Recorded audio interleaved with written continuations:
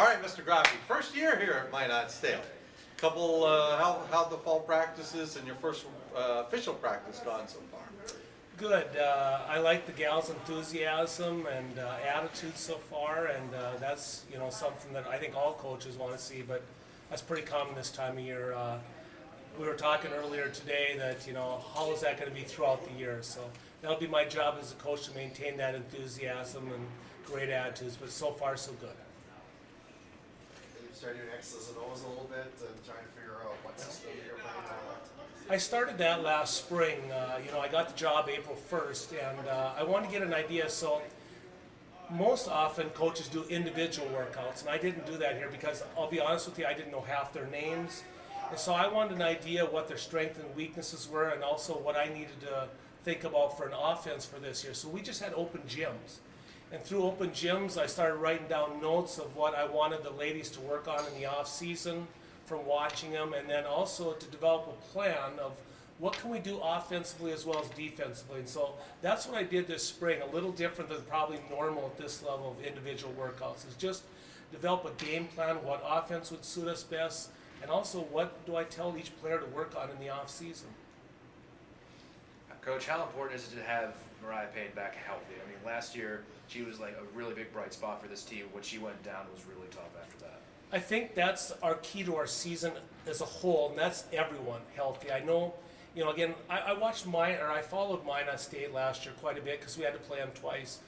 But that was the biggest problem I thought was just they got hit with the injury bug. And I just have said this, that if this entire team can stay injury free, I get that question about Holly as well, because Holly Johnson's been injured throughout her career. And I just think if this team as a whole can stay injury-free, we're going to have a chance to be pretty decent this year and very competitive. But I would just like to see, we've got Haley Hildebrand with a knee.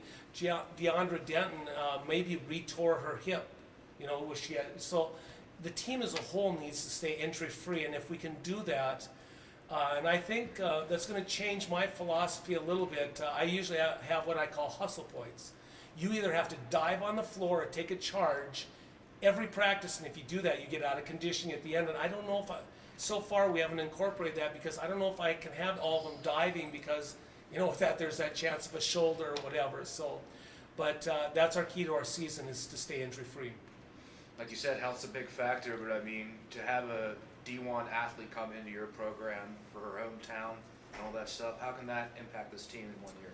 Well, a lot of places when I go out to eat for lunch or something, hey, you got Holly back. And so, I know the community as a whole is excited about that. You got to realize Holly was I think she led the Bison in scoring for 2 different years. And so she's been at both the University of North Dakota and North Dakota State. So that Division I experience is great to have with the team. Plus, being Miss Basketball of North Dakota sure doesn't help, and a hometown favorite. You get her and Maddie out on the floor. And I think I'm really hoping that people, the community of Minot really embraces that because you've got 2 potential starters that are right here from Minot and are going to contribute heavily. How about getting that post area a little bit more size too? Is that nice having that too? Yeah, and the good thing about getting Holly back is that I think she's versatile enough where if you put a bigger girl on her, she can take her out because Holly can really shoot the 3. And yet, okay, you want to put somebody that's going to guard her on the perimeter. Holly, if you've watched her game, is strong enough to take you inside. So I like that versatility she brings, and we've got some sophomores now that were freshmen last year, Haley Hildebrand, Raina Strand, etc. that, got thrown into the fire a little bit as freshmen, and now they can use that experience, and they both look better, in my opinion, coming back. So I think we're going to be just fine in the post. Matter of fact, I think you'll see us having some post-type offense. We're going to high-low it and having some post play, which maybe we didn't have in the past. So we've been trying to emphasize that on offense as well. How about facing your former team at Fort Bears to open the season? That has to be a pretty unique opportunity for you. It is, and the new head coach now called me the other day with frustration. So we had and I wish her the best. I'm the one that kind of nominated her, so to speak. I told our athletic director, I said, I think you need to hire Liz Lewis, or at least take a good hard look at her. I know she did a good job over at Miles Community College, so that was my recommendation. And so we keep in touch a lot. And I try to help her in any way because, I still want to see them do well. which is not next Wednesday, but she's having some trouble. They're down a little bit, so we're gonna, it's an exhibition for us, so we're gonna play a lot of bodies that night and try to get all of our players in the game and get good minutes that night. I remember when you visited here, you talked about the impact that international players can have on your programs. How does Mariah's career trajectory hopefully help that recruiting pitch even more in the future now?